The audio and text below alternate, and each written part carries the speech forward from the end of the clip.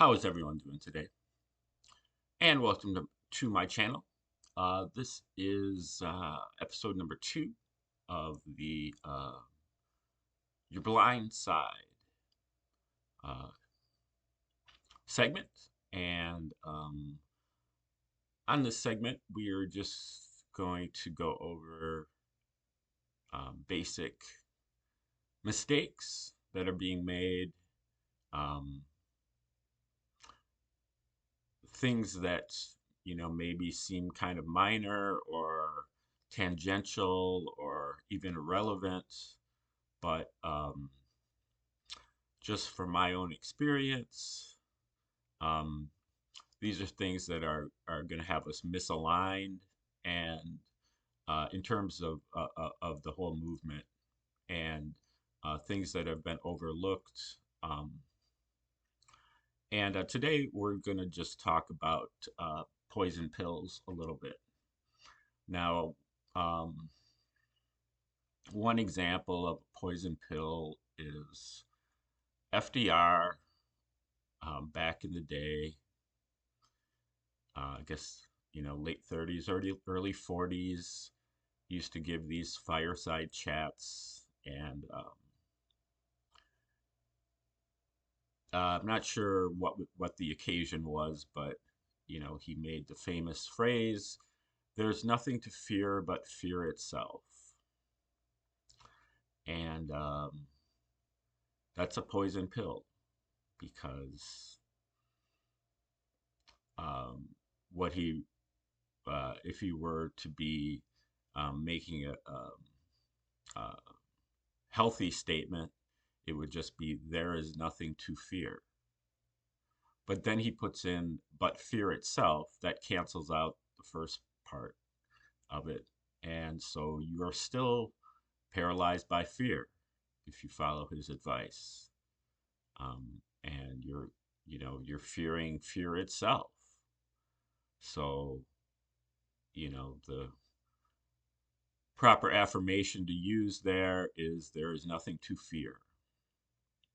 But that's not the one that I'm most intent on right now. And this one is, I guess, from the New Testament. And it is,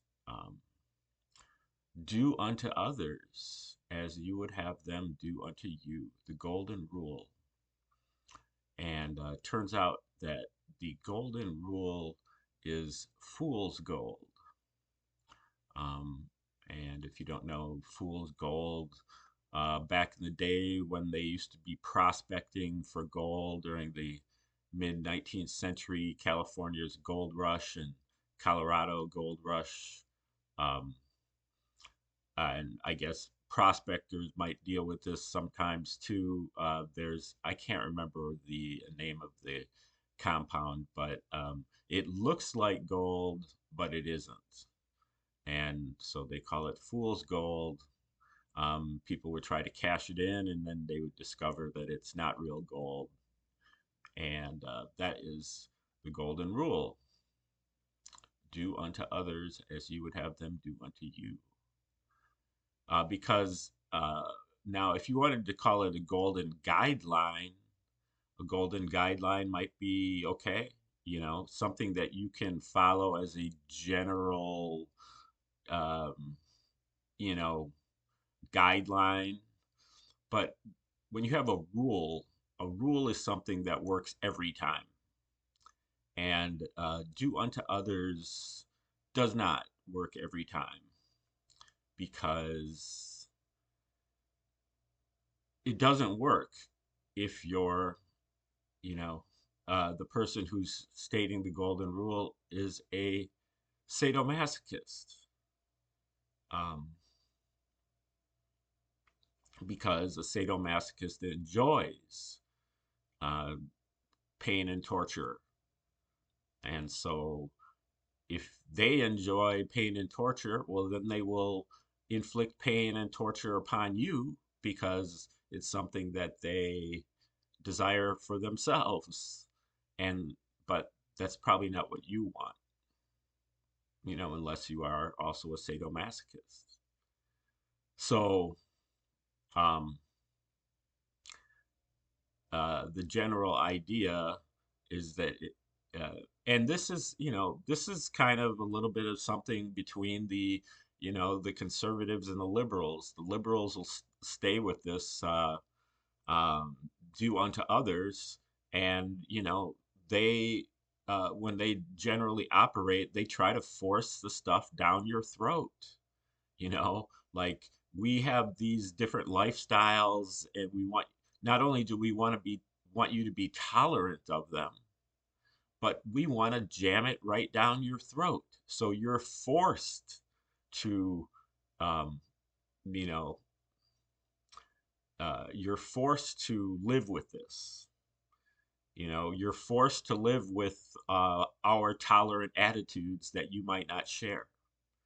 Whereas a more conservative approach would be, um, something that isn't a poison pill, which would be, don't unto others.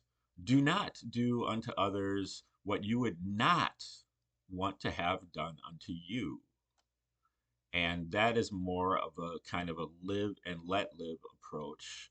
I'm not going to do unto you what I do not want to be done unto me. And so if you want to do it, go ahead and do it. Just count me out. Leave me out of it. Don't, don't put it in my face.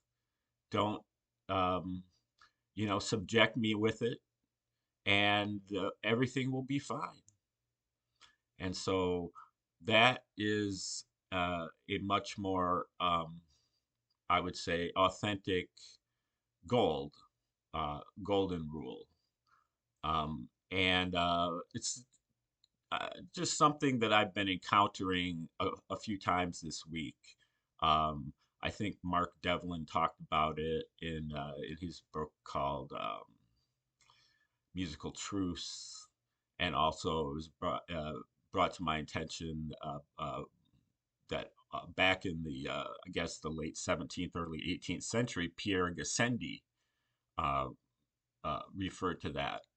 And I thought it was my original idea, but other people have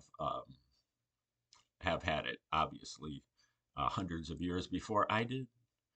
And given that the golden rule has been out there for a couple thousand years, um, I guess it would have been hubristic of me to think that it was my original idea. But he had the same, Gassendi had the same musings back 350 years ago. Um, don't unto others um, what you would not want them to do unto you, and that eliminates that poison pill. So anyway, when you're reading your scriptures, watch out for the poison pill. There's a lot of traps, a lot of a lot of little codes in there that will trip you up and get you to be doing things that really aren't in harmony with the basic laws of cause and effect. And I think that's, more or less why uh, that New Testament and the Old Testament as well should not be the grounds to have some type of unity founded upon for this movement. Uh, the New Testament is not sufficient, not fit for a common denominator. It's because for just too many people, it's an insult to their intelligence. Um, just all the supernatural stuff. You have to implicitly believe that the New Testament is the Word of God before you can accept it, because there's just so much supernatural stuff in there that's not believable. And especially when you know, have the idea that the Romans wrote the whole thing, and there's a lot of proof for that. So, um, like, share, subscribe, and comment. And we'll be back tomorrow with another episode of um, Your Blind Side.